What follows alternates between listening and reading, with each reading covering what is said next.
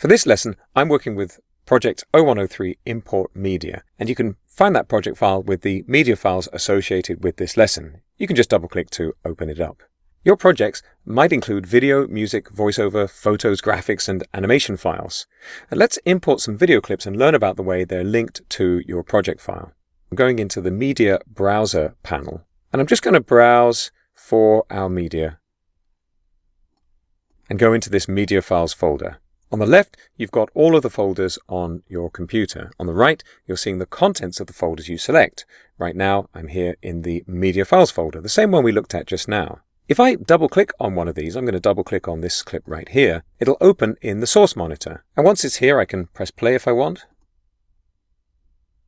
Or I can take this blue so-called playhead and drag to a different section of the video.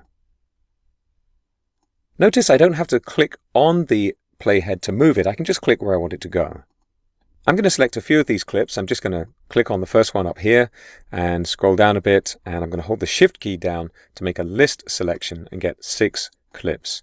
I'm going to right-click on any one of the selected clips and choose Import, and they'll appear in my project panel. Importing a clip creates what's called a master clip in Premiere Pro, which is really a shortcut to the media file. I'm just going to click on the background of the project panel to deselect these clips, and you can see that I'm in list view, and I've got some information about them. I've got the frame rate and so on. That's the number of frames per second for these video clips. I can also switch to the icon view by clicking this button at the bottom left-hand corner, and this is perhaps a little bit more useful. I've now got the visuals from the clips.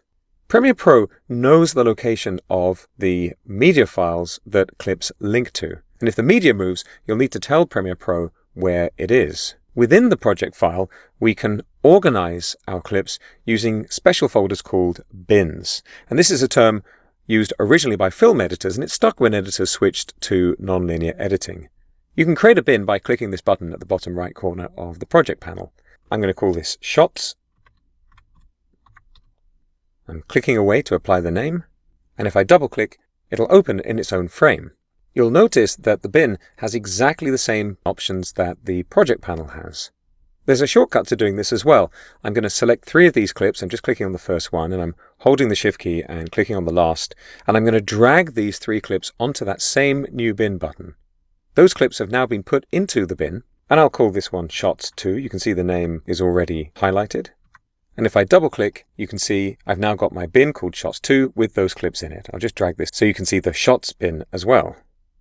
You can even put bins in bins. So now I'm going to select both of these bins. I'm holding the Shift key down again, and I'm going to drag them both onto the new bin button. And I'm going to call that new bin Media. And now if I double-click to open this up, you can see it's a bin with 2 bins in it. So it's a bit like folders in Windows or Mac OS. Speaking of folders, if I toggle back over to our media, and I'm going to just browse up to the main media folder, I'm going to rename our media files folder something different. In fact, I'll just put the word different in here. That changes the location of the clips. Of course, I've renamed the folder containing them.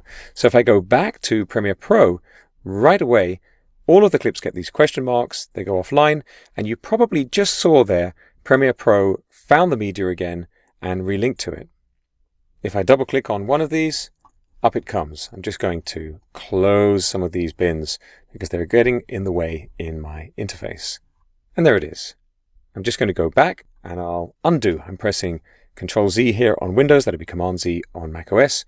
Go back into Premiere Pro, and there, it just flashed up and found the media again. It's possible Premiere Pro will ask you where one of the clips are if you've really moved them to a different location on your computer. If that happens, you can just browse to the first clip that's missing, and Premiere Pro will find the rest. Notice as well, if I right-click on one of these clips, I can choose Reveal in Explorer. This is Reveal in Finder in macOS, and there's the clip highlighted. If I go back into Premiere Pro and just click on the name of this clip, I'm just clicking and then clicking again. Let's say I call this Trees. I'm clicking away to apply the name.